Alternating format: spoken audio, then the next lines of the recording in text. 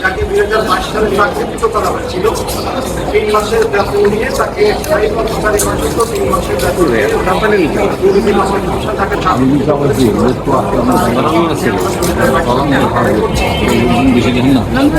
চাকরি যদি আজকের ভিত্তিতে সেলেক্ট করা রিমিশন জারি করা হয়েছিল সেই রিমিশন আজকে চূড়ান্ত শুনানি শেষ হয়েছে এবং সেখানে রায় ঘোষণা করা হয়েছে। সেই রায় অনুযায়ী এই রায় পাওয়ার তিনি তাকে চাকরিতে দক্ষতা সহ সকল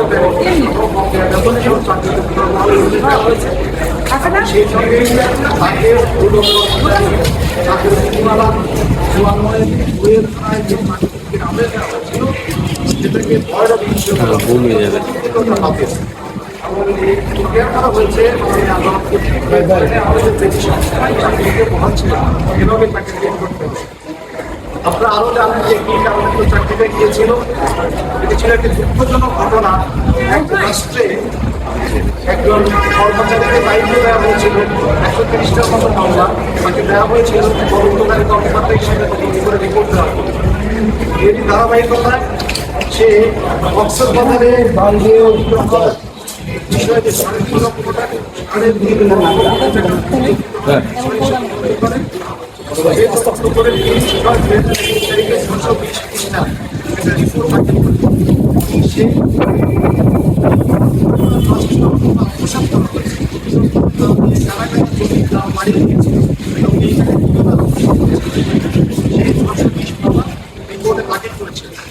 এই আশা দাখিল করেছিল যে রাষ্ট্রের আত্মসম্পৃক্ত টাকা যারা ফেরত পাওয়া যাবে, যারা আত্মসাৎ করেছে তাদের বিচার হবে এবং সে রাষ্ট্রের জন্য কাজ করার প্রতিদান হিসাবে রাষ্ট্রীয় স্বীকৃতি পাবে।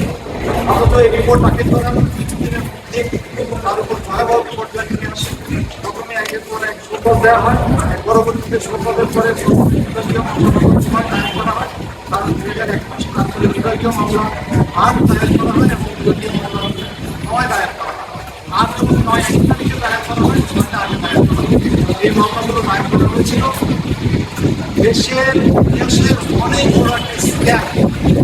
625টা রিপোর্টের মাধ্যমে রাষ্ট্রের কাছে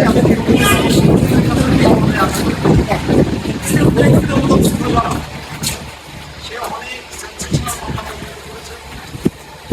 যে মামলাগুলোর মধ্যে আরেকটু রোহিঙ্গাদেরকে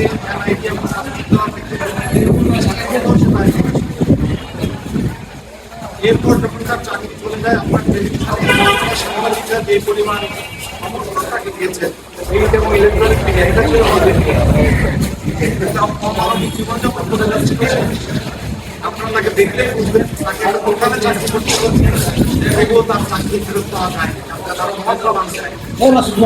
এদিন কেন এটা হচ্ছিল? কারণ তার রিপোর্টে যাদের নাম এসেছিল তারা সেই সময় অনেক শক্তিশালী মানুষ ছিল। এই শক্তিশালী মানুষগুলো কারণেই আজ পর্যন্ত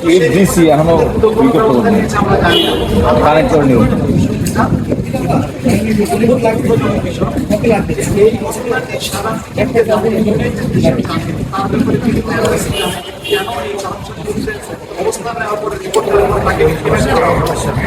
বর্তমান 11 মাসে তাকে চাকরিতে অপেক্ষা করেছে যে হাইকোর্ট থেকে রায় আসবে। এটা এই জন্য দুঃখজনক যে এটা একটা রং মেসেজ দেয়। সত্য না সুবিধা তারা বললে ব্যবস্থা গ্রহণ করুক বা পাশ করুক এইটা স্যার কোনো অপশন নেই। এই যে এখন ধরে চাপড়া খবর দিতে চাপড়া ধরে আমরা বিশেষ করে আই এত পত্রী নেই কোলে আপনি দুঃখজনক যে শরীফুদ্দিনকে গত 11 মাস কোর্টের বারান্দায় করতে হয়েছে কথা কওয়ার না যেটা 5ই আগস্টের বিপ্লবের পরে ক্যামেরা ফটো ঠিক আছে, আমরা ফটোর ভিতরে যে গুটাবো তখন ঠিক আছে। আমরা চলো দেখা গেল কারণ 11 মাস মাসে এই এর সমস্ত এর অমানবিক জীবনযাপন খুবই কনসিডারেশনে তাকে পুনর্বহাল করে একটা 2 লাইনের চিঠি সুস্থ শরীরকে পুনর্বহাল করার জন্য সেটা ছিল যে অর্ডারটা ব্যক্তিগত শেষ হয়ে যেতে পারে। তারা বাতিল করা তারা সেটা করেনি।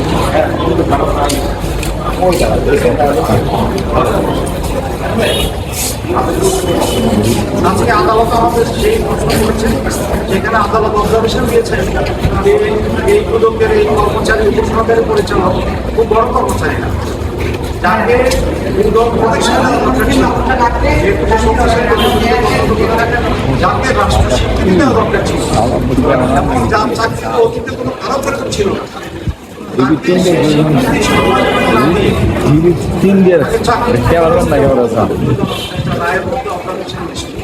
আরেকটা জিনিস যেটা আমার সাথে জিজ্ঞেস করলেন, যেটা হলো আমরা কোর্টে জানতে চেয়েছিলেন যে উনি যে 620 পৃষ্ঠা রিপোর্ট দিয়েছিলেন এই কক্সবাজারের ভারতীয় মেগা প্রকল্পে 3.5 লক্ষ কোটি টাকা বিষয়ে, সেই বিষয়ে যারা দোষী উনি প্রশ্ন করুক কেউ তখন নিয়ে নিন, তাদের কিন্তু কোনো ব্যবস্থা নেই। আপনি ওই ছেড়ে দেন না, তাহলে আমার জন্য সুবিধা হবে। লোকের আইনজীবী এবং আমরা কোনো ব্যবস্থা নেওয়া হয়েছে আমরা আশাবাদী যে তার দায়ের করা রিপোর্টটা আলোচনা দেখবে এবং এই সমস্ত মেগা প্রজেক্টে যে কোন সরকার এই পক্ষে ছিল এগুলো না দেখে ন্যায় বিচার করা হবে দেশের মানুষের হাতে, কতগুলো আদায় ব্যবস্থা করা হবে, দোষীদের বিচার করা হবে আসলে সামনে যারা এই চিহ্নিত করেছেন। লাইভ লাইভ লাইভ লাইভ একটি দেশে করাপশন নিয়ে এত কথা হয়, সেখানে এত ছোট একটা কর্মচারী এত হাই অফিসের বিরুদ্ধে এত ছোট একটা কর্মচারী এত লোভ সংগ্রহ করলো, এত প্রেশার বহন করলো, এত প্রেশার অতিক্রম করে তা লোভ ভয় শেষ পর্যন্ত চাকরি হারাতে হলো, তাকে এই রাষ্ট্র অবশ্যই তার প্রতি সম্মানটা দেবে। আমরা আশা করি যে তাকে এবং দুর্নীতি দমন কমিশন কর্মচারী হিসেবে রাষ্ট্রকে সার্ভ করছে, কমিশনকে সার্ভ করছে, তার জন্য তাকে প্রতি পুরস্কার এটা দিয়েছে মাননীয় বিচারপতি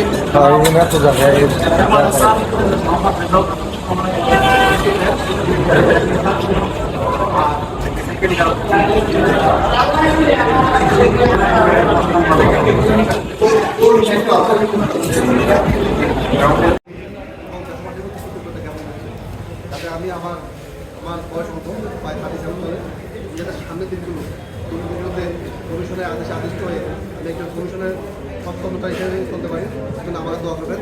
আমার সাথে বলবো, আমার সাথে দীর্ঘ সময় যারা ছিলেন সবার প্রতি কৃতজ্ঞ তাদের যেমন